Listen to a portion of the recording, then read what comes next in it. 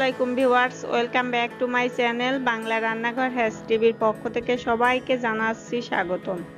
আজকে আমি আপনাদের একটা স্পেশাল খাবার রান্না করে দেখাবো, আর সেটা হলো সরিষা বাটা দিয়ে সর্ষে ইলিশ। সরিষার সাথে ইলিশ মাছের অসাধারণ একটা জুটি। ইলিশের স্বাদ আর গন্ধ অটুট থাকে সরিষা বাটা দিয়ে রান্না করলে, স্বাদটাও বহুগুণে বেড়ে যায়। গরম ভাতের সাথে এই সর্ষে ইলিশ, এক টুকরো লেবু, কাঁচামরিচ আর পেঁয়াজ হলে তো কথাই নেই। এটা বানানো খুবই সহজ, আপনারা সবাই এটি কম বেশি বানাতে পারেন। তবে আমি কিভাবে বানাই সেটাই আপনাদের সাথে শেয়ার করব। তো চলুন দেখে নিই পুরো রেসিপিটা। সরিষা ইলিশ রান্না করার জন্য আমি এখানে 5 টুকরো ইলিশ মাছ নিয়েছি।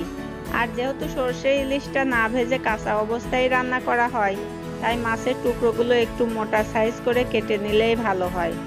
এই সর্ষে ইলিশটা রান্না করার জন্য আমি সামান্য কিছু মশলা ব্যবহার করব।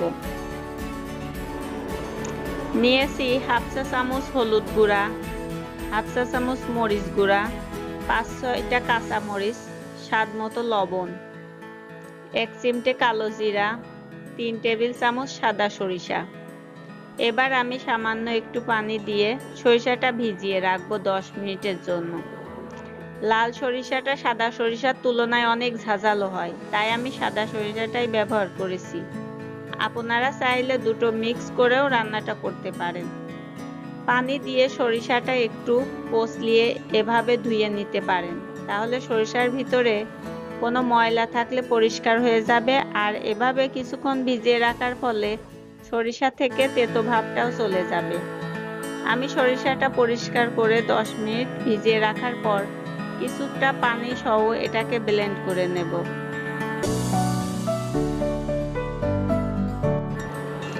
আর আপনারা কিন্তু চাইলে পাটায়ও বেটে নিতে পারেন।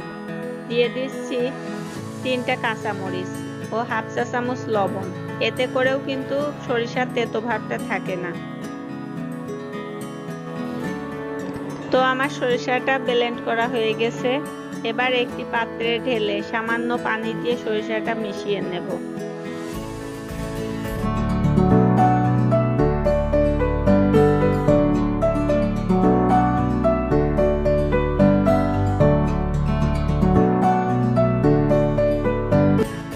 রান্নার জন্য চুলায় একটি পাত্র বসিয়ে দিয়েছি। এতে দিয়ে দেব 4 টেবিল চামচ সরিষার তেল। রান্নায় সরিষার তেলটা ব্যবহার করলে কিন্তু এই সরিষা ইলিশের স্বাদটা বহুগুণে বৃদ্ধি পায়।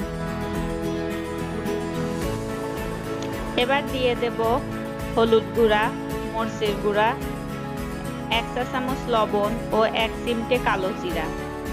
এভাবে হলুদ গুঁড়া, মরিচের গুঁড়া তেলের উপর দিলে কিন্তু কালারটা ভালো হয়।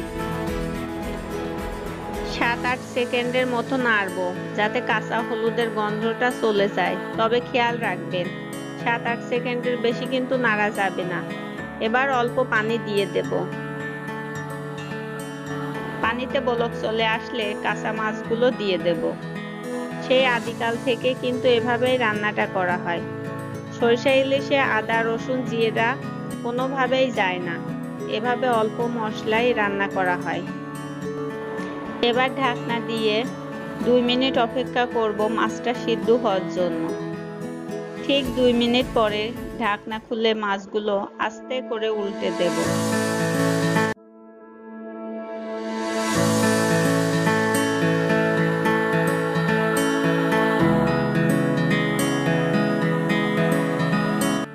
এবার রান্নাটা অর্ধেক পর্যায়ে চলে আসলে সরিষা বাটা দিয়ে দেব। সরিষাটা সরাসরি তেলে দিলে তেতো ভাব চলে আসে, এজন্য রান্নার অর্ধেক পর্যায়ে এভাবে দেয়াই ভালো। এবারে দিয়ে দেব হাফ কাপ পানি। পানি দিয়ে মাছটা একটু নেড়ে দেব। আর আপনারা ঝোলটা একটু বেশি চাইলে আর একটু বেশি পরিমাণে পানি দিতে পারেন। দিয়ে দিচ্ছি 2-3টা কাঁচামরিচ। এবার দিয়ে দেব 1 চা চামচ সরিষার তেল। রান্নার এই পর্যায়ে কাঁচা সরিষার তেলটা দিলে কিন্তু রান্নায় এক্সট্রা একটা ফ্লেভার আনে। সবশেষে ঢাকনা দিয়ে ঢেকে চুলাটা লো রেখে লো আঁচে রান্না করব আরো 5 মিনিট।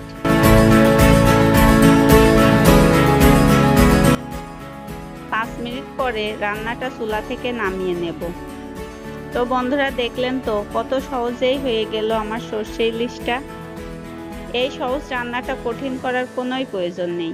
আপনারা এভাবে স্টেপ বাই স্টেপ ফলো করে রান্না করতে পারেন এই সরিষা ইলিশ। আর আমার রেসিপিটা কেমন হয়েছে কমেন্টে আমাকে জানাবেন। ভালো লাগলে একটা লাইক দিবেন। আপনাদের একটি লাইক, একটি কমেন্ট আমাকে অনেক বেশি উৎসাহ দেয়।